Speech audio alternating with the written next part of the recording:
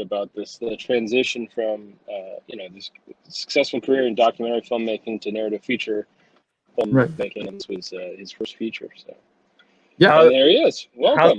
How's it been doing the festival virtual and all that? You guys had to switch on a dime pretty quick, huh? It was pretty wild, man. 60 days ago, we were sitting there saying, can we really do a drive-in festival? Should we just do it online? We didn't really like just online festivals. And, now here we are a week after, last night was our last drive-in screenings. It's crazy. What was it like last night? What was the vibe? Did you guys have a good turnout? Yeah, great turnout. The weather was perfect. The biggest fear of the drive-in is, will it rain? Will it be too foggy? Yeah. Will it be too windy? But we had perfect weather for your screening last night. Great Cool. crowd and great response. So, well, let's get right into it, man. I had the honor of being at your premiere out at Sundance, blown away. Told the whole team, everyone's got to see this film in Sundance. We all did. We immediately knew we wanted. Such an honor to be able to have it, the film, and to close our festival with it. But it's interesting, sitting in the theater then in January, the film felt important. But my God, today it feels really timely and important. For better or worse. Can you tell us a little bit about, I guess, just because maybe some of the folks on here didn't get a chance to see it, just maybe a little bit of your approach to how you started the film? I mean, I can recap it if you prefer, but they'd probably rather hear it from your mouth. Sure. Yeah, it's funny. I haven't had a chance to watch it. I bet it was a different experience watching it now, and I'm Totally curious. Different. I'm curious what that difference felt like for you. I mean, did it just feel more urgent? Did it feel like it wasn't? Because the movie is pretty complex in a time right now where I'm not sure complexity is really what people are striving for. There's so much outrage, and this was literally the conversation I was having with Amir last night. And so, for those of you who don't know, this is about Richard Jenkins. Has been 38 years working at a fast food restaurant in the midnight shift. He has kind of really got a sense of pride over how he does his job and the way he does it. But basically, nobody else respects him. The people drive up and get food, shit on him for like, why'd your life end up like this? He's still getting paid less than what he could get paid working down the street at Hardee's as a new employee 38 years later. And so in a lot of ways, this is a guy who is sympathetic in some ways, but also very much, reflect. Well, I don't know how much. Do you want us to give away anything here? Can we get into the details? I don't care. He's not the brightest bulb, and has found himself living in the same small town for his whole life, and has a very limited worldview, especially when it comes to matters of race. And he's sort of stuck training this young African American kid who really challenges him. And the movie's sort of a nuanced look at race and class, and ultimately just how similar a lot of these folks who have been pitted against each other politically actually are. And so I'm not quite sure that's the message people want. I think it's people are really looking for activist films right now. But I'm from that part of the country and just felt like there was just an honesty to Stanley's story, and while also diving into again the complexities of race and class, and holding him accountable for his actions, but also trying to understand and ultimately show I guess I would say his demise, and he kind of comes unraveled. But yeah, I mean, I'd be interested to watch it. To answer your question, right? So for the benefit of the people who are listening, and the film, once you get into it, and Richard Jenkins' character is so interesting. If you didn't put any of these other layers on top of it, you would be glued to your screen because his performance and the character is just so interesting. But early in the film, you start to hear that there was an incident in this town, effectively a lynching. It looks like a predominantly white town of a black man in like 1971. Our star, Richard Jenkins, was there He wasn't active in whatever was going on, but he saw what happened and ran away as soon as it started, and basically kept his mouth shut. And the young employee that he's training to replace him basically says, "Why didn't you say anything in court?" And that gets him thinking about, that maybe he hadn't thought about for a while, or thinking about it in a new way. And so to your, when I was sitting in the theater in Sundance, I remember thinking, I think I may have even asked a question in the audience about, I loved how the characters were so, there wasn't all good or all bad. The characters are all kind of compromised in certain ways. They're all a little bit responsible for at least a little bit responsible for where they're at.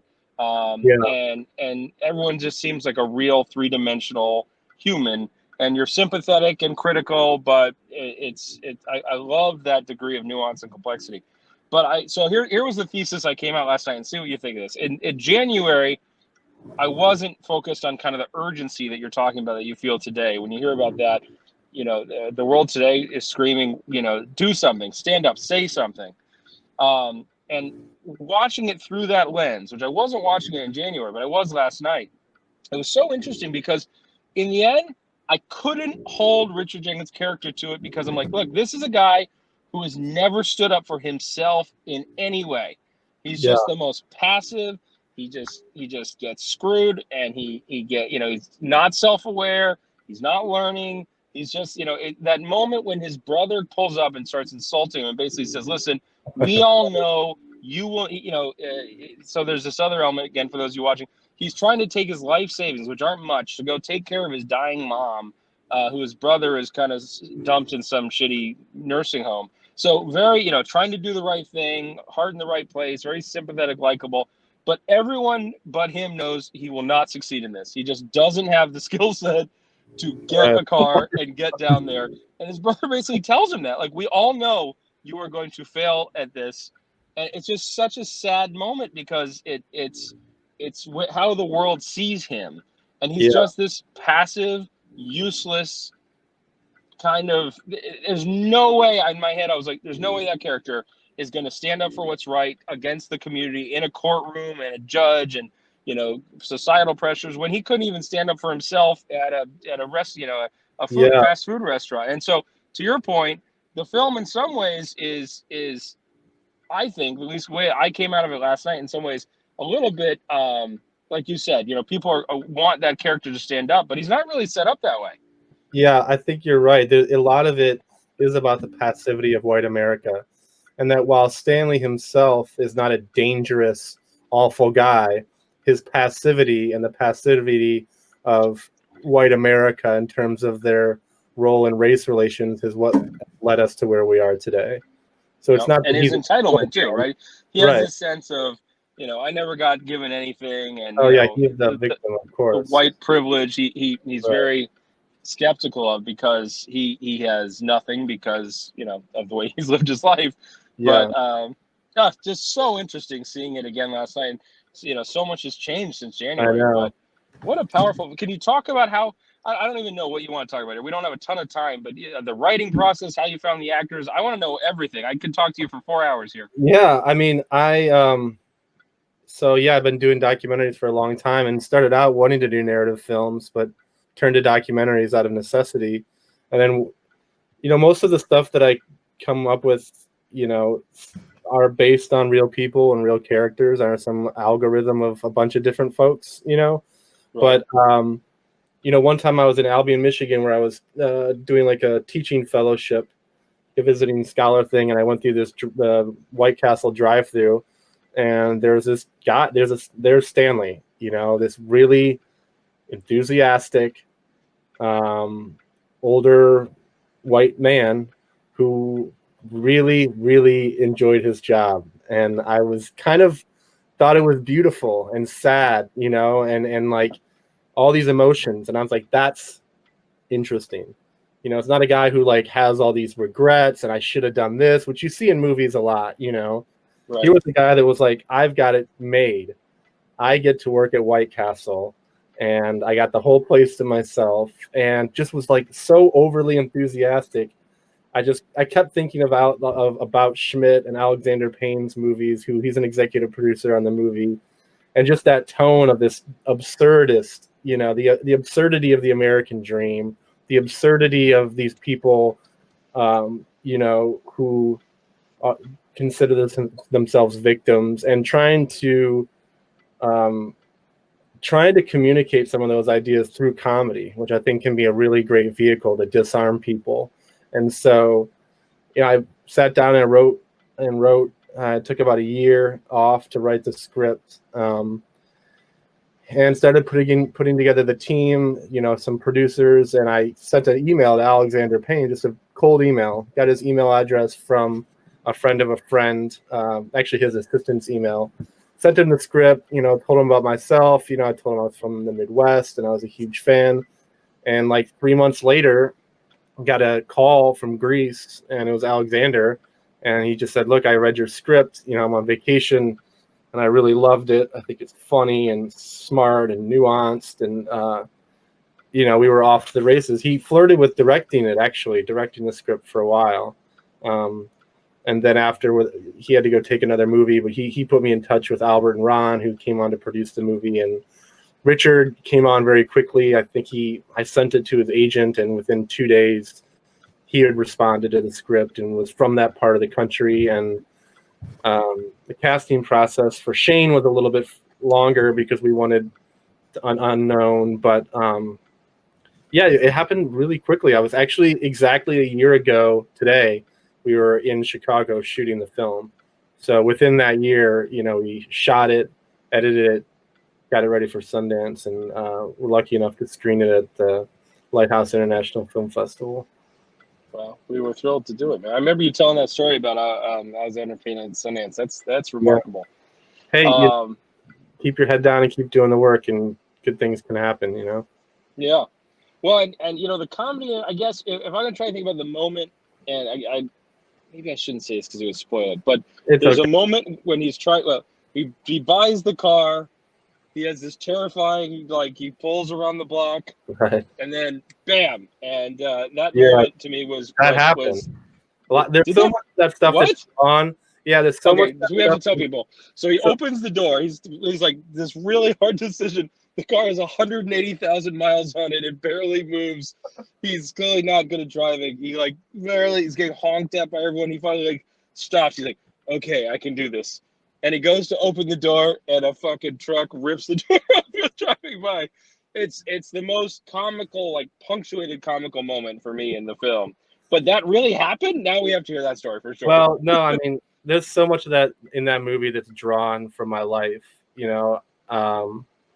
from on both sides of the characters. I was like a troubled youth when I was a kid, and was on probation and in and out of jail when I was younger.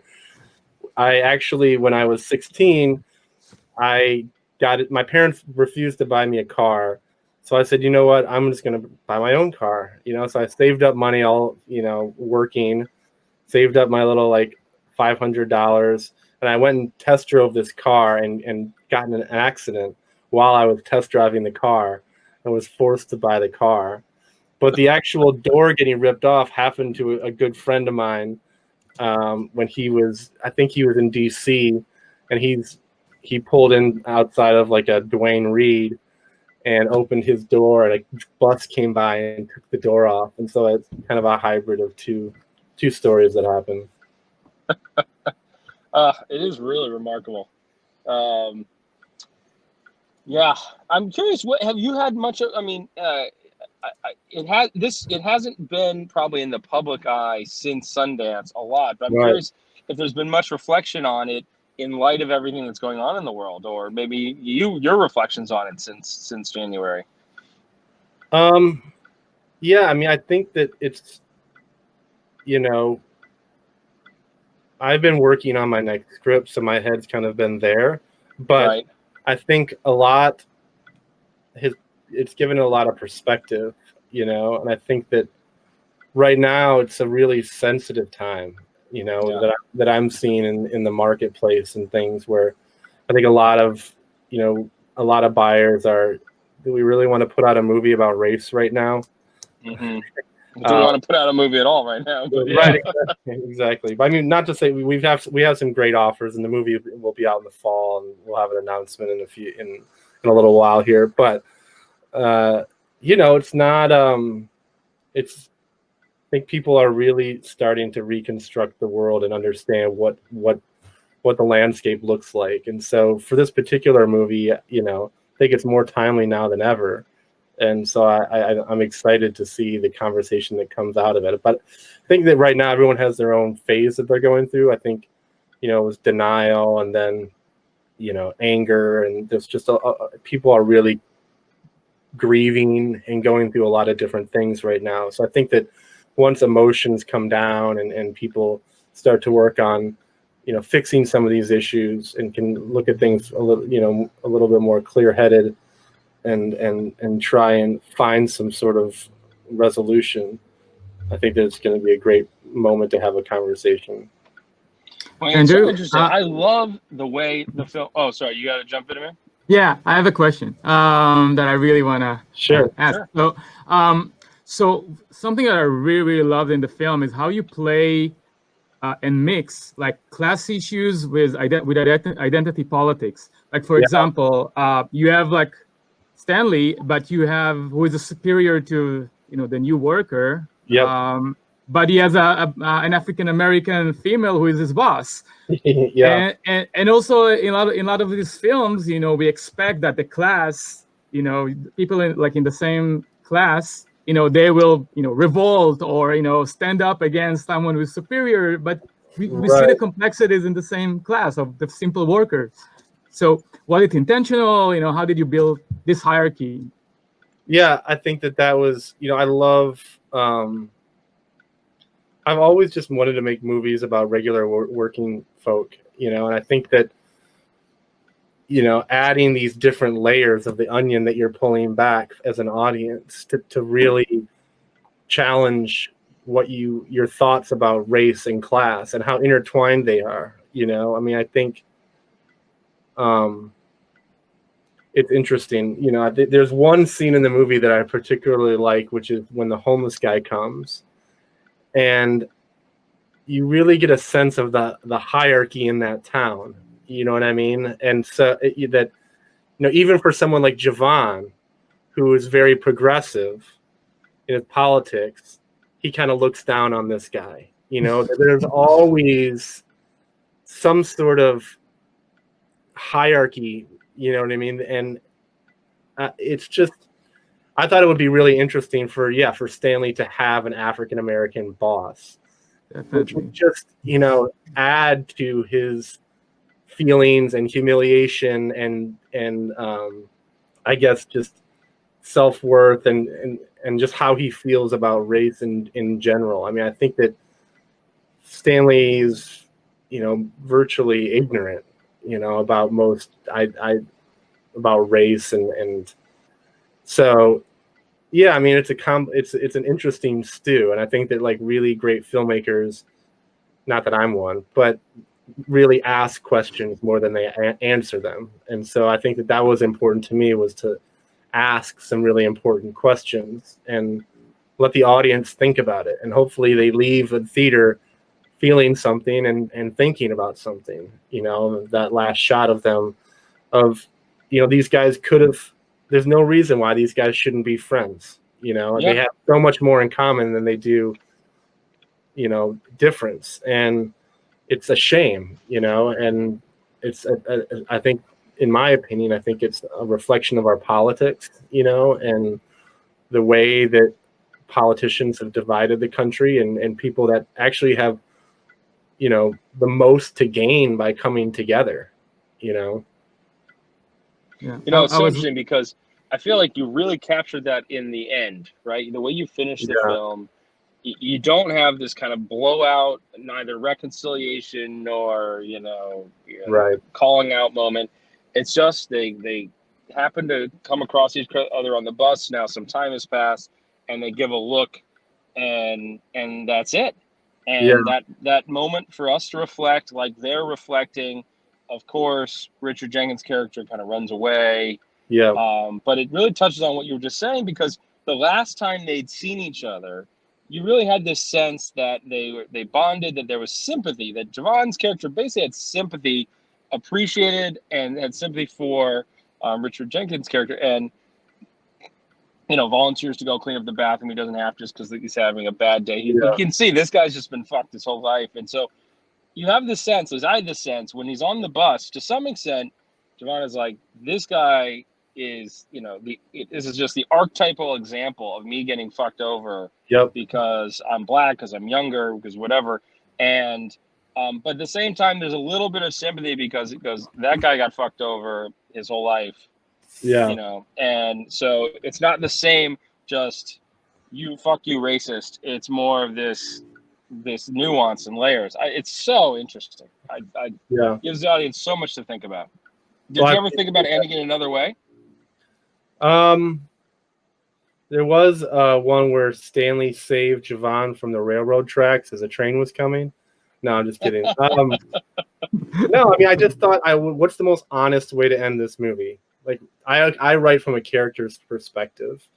I don't try and think about the audience. I don't try and think. I just try and put myself in that characters. And what would Stanley do? He would run, and so no, there was never any discussions. Although one of our dipshit producers, who will remain nameless, said that we should go back and reshoot it with COVID masks on the bus. And I thought, that feels a little exploitive, considering the movie's already premiered without masks, and then the new version has. Anyways, he'll remain nameless and will not be working together again. But no, that was the ending I always wanted, was them in a public space, them on a bus, which is like the ultimate equalizer. You know what I mean? And then it's really this moment where you get the sense Javon's character has grown and he's headed to a better place. He looks and Richard better. Jenkins is frozen in time as exactly always. Where he's going to be for the rest of his life. That's right. He can, and maybe even a little bit worse off. Yeah. Okay. Yeah. I think it's. I assume we're gonna have to transition. Time up. Right. I was gonna ask what his next project. Okay. Fine. Yep. Well. We'll just tell us a word about your next project before we. Right. I don't have too much to say about it. It's another character study. This time it's about a failed actor in Hollywood. So another movie about people living on the fringes of society. But stay tuned. I'm sure you'll hear more down the road. We can't wait to see it, man. It was an incredible honor to screen this film, and I understand. I won't put the pressure on you of calling you a great filmmaker, but I will say this is a great film, and you made it. So thank you so much. It really means the world to me, and I'm so appreciative of you guys pushing forward and putting the screening together, despite some really, really tough obstacles. So cheers to you guys for getting people out to watch the movie. I wish I could be there, but it really means a lot to me. I hope you guys know that. I know it's a really difficult time, and it would have been easy to just fold up shop, and for you guys to rally and put it together and to be the closing night film at such a wonderful festival really, really means a lot to me. So thank you guys. I really appreciate it. Great talking with you guys. And next year, we'll invite you to LBI. You'll be here. Next year, I'll be here in person for sure. Yeah. Excellent. Okay. Great. Cheers, thanks so much. Bye-bye. Okay. Thanks, Charlie.